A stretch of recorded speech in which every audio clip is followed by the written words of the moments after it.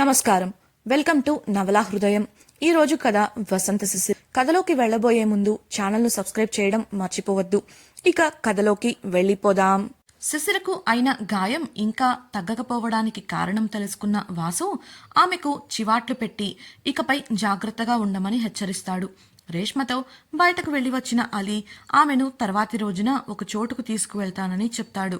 School స్నేహితులంతా కలిసి ఒక చోట పార్టీ చేసుకుంటుండడంతో సౌమ్యను కూడా అక్కడికి తీసుకెళ్తుంది గీత. అక్కడ అంతా భోజనానికి కూర్చున్న సమయంలో నిరాసక్తిగా తింటున్న సౌమ్యను చూసిన అనిరుద్, ఏంటి సౌమ్య అలా ఉన్నావు?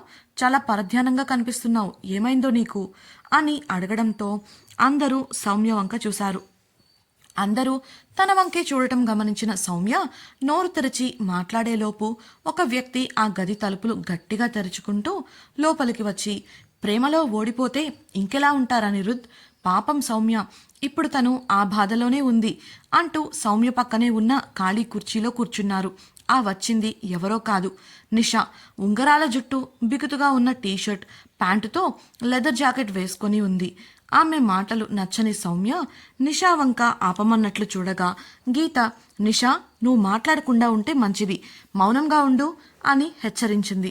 ఆ మాటకు గట్టిగా నవ్వేసిన నిషా, ఏంటి మౌనంగా ఉండాలా? నచ్చిన వాడిని, నచ్చిన దానిని ఎవరో దక్కించుకుంటుంటే మౌనంగా ఉండకూడదు, ఏం చేసినా సరే సాధించాలి అని ఎవరో చెబితే విన్నాను. అలా మౌనంగా ఉండటం నా వల్ల కాదమ్మా, అదంతా చేతకాని వాళ్ళు చేసే పని.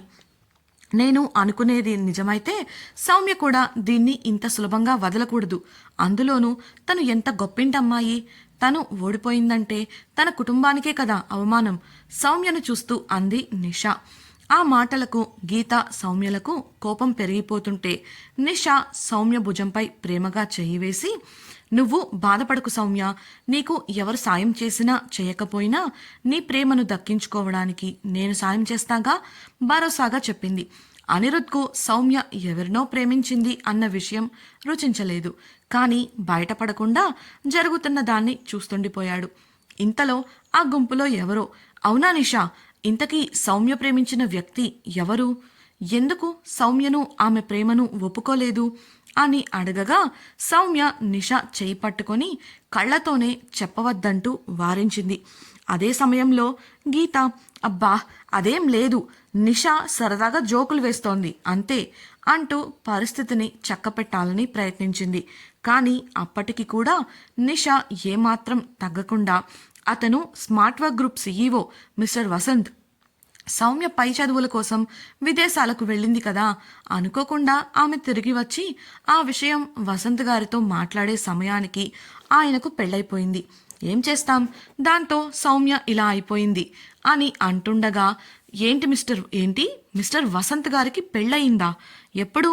విస్తుపోయి అడిగింది ఆ గుంపులోని మరో అమ్మాయి. ఇదంతా జరగడం ఇష్టం లేని సౌమ్య అసహనంగా గీత వంక చూడగా ఆమె ఇక ఏం చెయ్యలేం అని తల అడ్డంగా ఊపింది. మరో అమ్మాయి మాట్లాడుతూ, ఇంతకీ ఆ అదృష్టవంతురాలు ఎవరో అని అడగగా నిషా వివరిస్తూ, ఎవరో ఊరు పేరు తెలియని ఒక పల్లెటూరి అనామకురాలు, వాళ్ళకి పెళ్ళై కూడా దాదాపు 3 నెలలు అవుతుందట. పాపం సౌమ్య, అలాంటి అమ్మాయి కోసం వసంత్ గారు తనను తిరస్కరించారు అంటూ సౌమ్య వంక చూసింది. సౌమ్య కోపం వస్తున్నా నియంత్రించుకుంటూ మౌనంగా ఉండడం కోసం తలదించుకొని ఉండగా నిషా ఆమె చేయి పట్టుకొని, ఇట్స్ ఓకే సౌమ్య, ఇలాంటివి జీవితంలో జరుగుతుంటాయి. ఏదైనా సాధించాలి అనుకుంటే ముందు దానికోసం మన ప్రయత్నాన్ని ఆపకూడదు. ఒకవేళ ప్రయత్నించి కూడా దొరకలేదంటే అని చెప్తుండగా, షటప్ అని అరుస్తూ లేచి నుంచుంది సౌమ్య. నిషా చేస్తున్న పనుల వల్ల అప్పటికే ఆమె సహనం కోల్పోయింది. ఆమె అరుపుతో అక్కడి వారంతా ఉలిక్కిపడి చూశారు. వారంతా తననే చూస్తుండటంతో అక్కడ ఉండలేక ఆవేశంగా ఆ గది నుండి బయటకు వెళ్ళింది సౌమ్య. సౌమ్య ఆగు అంటూ నిషా పిలుస్తున్నా ఆమె ఆగలేదు. గీత కూడా ఆందోళనగా సౌమ్యను అనుసరిస్తూ ఆమె వెంటే వెళ్ళింది. ఈ సంఘటనతో అక్కడి వాతావరణం కాస్త వేడిగా మారిపోయింది. ఆ గుంపులో ఒకరు, ఇంతకీ ఈ విషయాలన్నీ నీకెలా తెలుసు నిషా అని అనుమానంగా అడగగా, పోయినసారి పార్టీకి వెళ్ళినప్పుడు తెలిసాయి. అప్పటికి కొద్ది రోజుల ముందే సౌమ్య వాళ్ళ తాతగారితో కలిసి వెళ్ళి పెళ్లి గురించి వసంత్ గారి దగ్గర మాట్లాడిందట. అయితే ఆయన సౌమ్య వాళ్లకు ఆయన భార్యను పరిచయం చేశారట. పాపం సౌమ్య అన్నిట్లోనూ ముందుండే తన ప్రేమ విషయంలో మాత్రం ఒక అనామకురాలి వల్ల ఓడిపోయింది. నాకు చాలా బాధగా ఉంది అంది బాధగా ముఖం పెట్టి. ఇదంతా విన్నవారు కూడా అయ్యో అని అనుకుంటుండగా విసురుగా లోపలికి వచ్చింది సౌమ్య. తను రావడమే నిష ఆమె దగ్గరకు వెళ్ళి, అమ్మయ్యా వచ్చావా, నాకు చాలా సంతోషంగా ఉంది, ఇప్పుడు రా కలిసి భోజనం చేద్దాం అంటూ చొరవగా సౌమ్య చేయి పట్టుకుంది. సౌమ్య అప్పటికే నిషా అన్న మాటలను వినేసింది. ఆమె సున్నితంగా నిషా చేతులను విడిపించుకొని నేను వెళ్ళాలి అని చెప్పి టేబుల్పై ఇంతకుముందు తను వదిలేసి వెళ్లిన తన బ్యాగును తీసుకొని తగిలించుకొని తలదించుకొని వెళ్ళిపోయింది. అనిరుద్ బాధగా ఆమెను చూస్తూ ఉండిపోయాడు. బయటకు వచ్చిన సౌమ్య అసహనంగా అనిపించి డ్రైవర్కు ఫోన్ చేసి పిలిచి వెంటనే ఇంటికి వెళ్ళిపోయింది. శిశిర లాంటి ఒక అనామకురాలితో తనను పదే పదే పోల్చడం ఆమెకు నచ్చడం లేదు. సరికదా, ఒక అనామకురాలి కోసం వసంత్ తనను తిరస్కరించాడు అనడం తనకు ఎలా ఉందంటే ఒక అనామకురాలి చేతిలో తను ఓటమి పాలయ్యాను అన్నట్లు. అప్పటికే వసంత్ను కోల్పోవడం, వసంత్ స్వయంగా దగ్గరుండి శిశిరను చూసుకుంటున్నాడు అని తెలుసుకోవడం సహించలేకపోతున్న ఆమెకు ఈరోజు జరిగిన సంఘటనతో పిచ్చెక్కినట్లు అయ్యింది. కానీ వస్తున్న దుఃఖాన్ని కంట్రోల్ చేసుకుంటూ తన గదికి వెళ్ళిపోయి మంచంపై పడి గుక్కపట్టి ఏడ్చింది. హైదరాబాద్ నగర ట్రాఫిక్లో ఇరుక్కుపోయి సిగ్నల్ కోసం ఎదురుచూస్తూ ఉన్నారు అలీ, రేష్మలు. కాసేపటికి గ్రీన్ సిగ్నల్ పడటంతో నెట్టూచి వేగంగా తాను వెళ్లాలనుకున్న ప్రదేశానికి కారును పరుగులు పెట్టించాడు అలీ. తాము వెళుతున్న దారులు తనకు బాగా పరిచయమైనవి కావడంతో ఆశ్చర్యంగా అలీ వంక చూసింది రేష్మ. అతడు చిన్నగా నవ్వి కారును ఓ పక్కగా ఆపి ఆమె చేయి పట్టుకొని కారు నుండి దింపాడు. రేష్మ కానీ ఎందుకు అన్నట్లు చూస్తుంటే రా అంటూ ఆమెను తనతో పాటు ముందుకు నడిపించాడు. వారు ముందుకు సాగే కొద్దీ అక్కడ చుట్టుపక్కల ఉన్న జనమంతా వారిని వింతగా చూడటం మొదలుపెట్టారు. దాంతో రేష్మలో కంగారు మొదలవగా అలీ దగ్గరగా జరిగింది. వారు ఆగాల్సిన చోట రేష్మను ఆపి ఒక బిల్డింగ్ వైపు చూపించాడు అలీ. అప్పటి వరకు చుట్టూ ఉన్న జనాలను బిక్కుబిక్కుమంటూ చూస్తున్న రేష్మ అప్పుడే అక్కడ చూడగా తన సలూన్ రెనోవేషన్ పనులు జరుగుతూ కనిపించింది. కంగారుగా ఇదేంటి ఇలా ఎవరు చేస్తున్నారు అని అలీని అడుగుతూ లోపలికి పరుగు పెట్టబోయింది. దాంతో ఆమె చేయి పట్టుకొని కాస్త ఆగు రేష్మ, కంగారు పడకు అంటూ మెల్లిగా ఆమెను లోపలికి తీసుకెళ్లాడు అలీ. లోపల అంతా ఇప్పటికే మారిపోయి కనిపించింది ఆమెకు. ఆమె ఆశ్చర్యంగానూ ఆ ఇంటిని అమ్మేసినందుకు బాధగానూ చూస్తుంటే ఆ సలూన్ డాక్యుమెంట్స్ని ఆమె చేతిలో పెట్టాడు అలీ.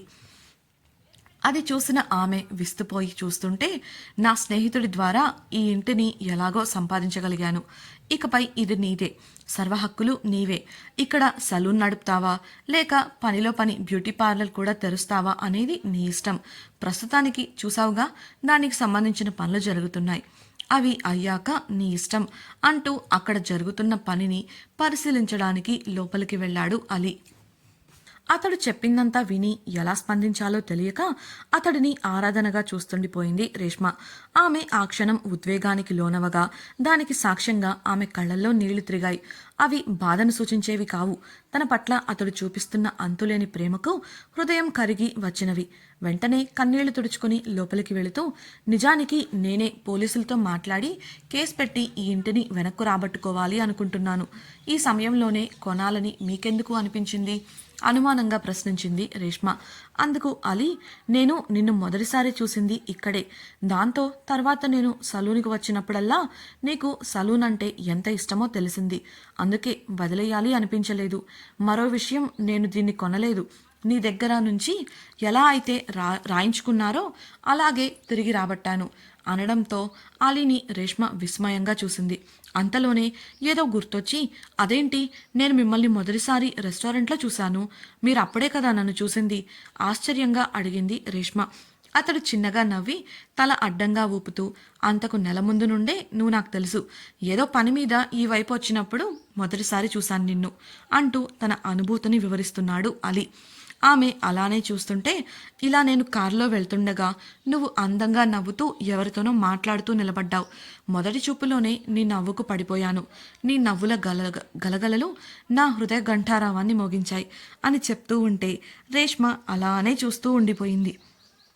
ఆమెను చూసి పెద్దగా నవ్వుతూ, మరీ అంతలా ఊహించుకోకు, సలూన్ ఖాళీ చేయమని మీ పిన్ని అన్న మనుషులను వేసుకొచ్చి గొడవ చేస్తుంటే చింపురు జుట్టేసుకొని చీపురు కట్ట పట్టుకొచ్చి వాళ్లను చీరేసావు గుర్తుందా? మాటలతోనూ చేతలతోనూ శివంగిలా దూకి ఒక్కొక్కరిని ఉరకలు పెట్టించావు. ఆ రోజు చూశాను మొదటిసారి చెప్పి ఒక నిమిషం ఆగి, నీ ముఖంలో కోపం ఉన్నా నీ కళ్ళల్లో ఏదో తెలియని బాధ, అసహనం కనిపించాయి నాకు. నీ నిస్సహాయత తెలిసింది. అలా అని జాలిపడి ప్రేమించాననుకోని నన్ను చితక్కొట్టకు. ఎందుకో తెలీదు, ఆ రోజల్లా నువ్వే గుర్తొచ్చావు. అప్పట్నుండి మెల్లిగా ఇటుగా రావడం మొదలుపెట్టాను. కానీ అనుకోకుండా ఒకరోజు నువ్వు నా రెస్టారెంట్లో కనిపించావు. విచారిస్తే ఆ రోజు జరిగే ఫంక్షన్ మీకు సంబంధించిన వాళ్ళది అని తెలిసింది. అప్పుడు నీతో మాట్లాడాలని ధైర్యం చేశాను. కానీ నీ విశ్వరూపం గుర్తొచ్చి ధైర్యం దుప్పటి కప్పేసింది. ఆ తర్వాత అలా అలా ఆ సలూన్ దాకా రాగలిగాను. ఎలాగో ఇవాళ నా పక్కకు వచ్చేసావు నువ్వు అన్నాడు అలీ ఆమెను ప్రేమగా చూస్తూ. అతడు చెప్తున్నదంతా వింటూ రేష్మ అతన్ని ఆరాధనగా చూస్తూ నవ్వుతుంటే ఆమె భుజాలపై చేతులు వేసి దగ్గరగా జరిగి గుసగుసగా, వెంటనే పెళ్లి చేసేసుకుందామే మరోసారి బ్రతిమిలాడుతూ ప్రేమగా అడిగాడు అలీ. ఆమె అతన్ని తప్పించుకొని కుదరదు అని చెప్పి దూరంగా వెళ్తుంటే, ప్లీజ్ బంగారం ఆగవే, ఒప్పుకోవే అంటూ ఆమె వెంట పరుగుపెట్టాడు అలీ. ఆమె అతన్ని తప్పించుకుంటూ ఇల్లంతా కలియ తిరుగుతుంటే ఆమె వెంట పడుతున్నాడు అలీ. ఇద్దరి నవ్వులతో ఆ ఇల్లంతా ప్రతిధ్వనిస్తుంటే బయట నుండి అకస్మాత్తుగా అరుపులు వినిపించాయి. ఎవరా అనుకుంటూ ఇద్దరు బయటకు వచ్చేసరికి చాలామంది అక్కడ గుమ్మిగూడి కనిపించారు. వారి మధ్య నుంచి రేష్మకు తెలిసిన స్వరాలు వినిపిస్తుంటే మెల్లిగా దగ్గరకు వెళ్ళింది. ఆమెను చూసిన జనాలు దారి ఇవ్వగా ఆ గుంపు మధ్యలో రోడ్డుపై కూర్చున్న ఇద్దరు ఆడవాళ్లు ఆమెను చూసి ఏడుస్తూ ఆడిపోసుకోవడం మొదలుపెట్టారు. చూసారా, పెళ్లి నుండి సిగ్గు లేకుండా పారిపోయి పరువు తీసిందే కాకుండా ఇప్పుడు పట్టపగలే ఎవరినో తీసుకొచ్చి ఇలా అందరిలో కులుకుతోంది ఇది అంటూ రేష్మ పిన్ని దుమ్మెత్తిపోసింది. దాంతో అలీ పిడికిలి బిగుసుకోగా రేష్మ అతడిని ఆపేసింది. రేష్మ పిన్ని వాళ్ళ తల్లి గరిమా మాట్లాడుతూ, ఈ దరిద్రపు కొట్టి దాని గురించి పట్టించుకోవద్దురా, అది నష్టజాతకురాలు. అమ్మా నాన్న పోయారు, ఇప్పుడు నువ్వు పట్టించుకుంటే నీకేమైనా అవుద్దిరా అని తలబాదుకొని చెప్పాను. నా చెల్లి అంటూ మంచి సంబంధం తెచ్చాడు. దీని దరిద్రం వల్ల అటు పెళ్లి ఆగిపోయింది, ఇటు నా మనవడు కనబడకుండా పోయాడు.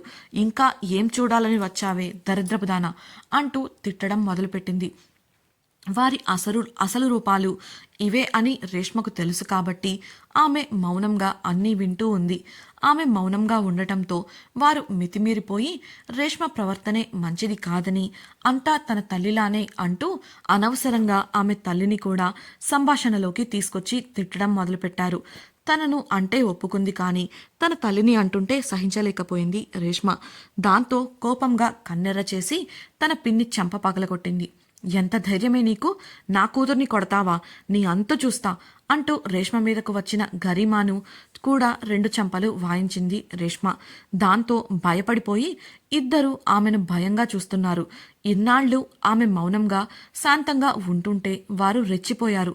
కానీ కొద్ది రోజుల క్రితం జరిగిన సంఘటనతో ఆమె అస్సలు ఇకపై తగ్గాలని అనుకోలేదు. కోపంగా ఇద్దరి వంక వేలు చూపిస్తూ, మా అమ్మా నాన్నల మాట గాని పేరు గాని ఎత్తే అర్హత మీకు లేదు. మరోసారి నా జోలికి రావాలని చూడకండి. మీకు నాకు అసలు ఎలాంటి సంబంధం లేదు. మీరు నాకు చేసిన దానిని మీరు మర్చిపోయి ఉండొచ్చు, కానీ నేను మర్చిపోలేదు. ఆడదానివా నువ్వు? కట్టుకున్న భర్త ఆసుపత్రిలో ప్రాణాలకు పోరాడుతుంటే ఆయనను ఇబ్బంది పెట్టకండి అని అడిగినందుకు ఇల్లు రాయించుకున్నావు. ప్రతిదీ డబ్బుతో విలువ కట్టే నీకు మనుషుల విలువ ఏం తెలుస్తుందిలే అని పిన్ని సలీమాను చీదరించుకుంది రేష్మ. ఆమె తల్లి వంక చూసి, ఏంటి పెద్ద మనసుతో నాకు మంచి సంబంధం తెచ్చి పెళ్లి చేయాలనుకున్నాడా? నన్ను 10 లక్షలకు బేరం పెట్టి అమ్మేసి సలూన్ దక్కించుకోవాలని నీ మనవడు చేసిన కుట్ర కదూ అది? సాక్ష్యాలు తెప్పించమంటావా? అడిగింది రేష్మ. ఏనాడన్నా నేను కానీ మా అమ్మ కానీ మీ జోలికి వచ్చామా? మా బ్రతుకులేవో మేం చూసుకుంటున్నాం. మా మీద పడి ఏడుస్తారెందుకే? ఇదే నా చివరి హెచ్చరిక.